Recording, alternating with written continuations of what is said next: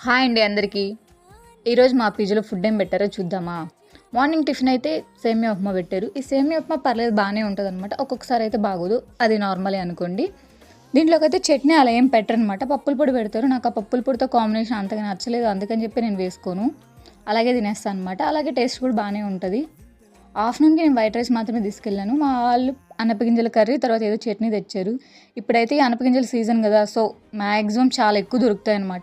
ఈ అనపగింజలను ఉడకబెట్టుకుని తిన్నా కానీ టేస్ట్ చాలా బాగుంటాయి. ఇంక కర్రీ అయితే ఇంకా హైలైట్ అసలు. నాకైతే చాలా బాగా నచ్చింది.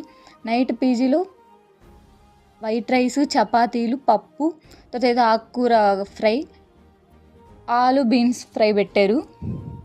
నేనైతే ఒక 2 చపాతీలు వేడి చేసుకున్నాను అనమాట. ఆ 2 చపాతీలోకి పప్పు, ఆలు బీన్స్ ఫ్రై చేసుకొని తిన్నాను. పప్పు అయితే టేస్ట్ చాలా బాగుంది. నాకైతే 2 కాంబినేషన్ బాగా నచ్చాయి అనమాట. రోజు నా ఈ ఫుడ్ గోల్ ఏంటో కదా అసలు.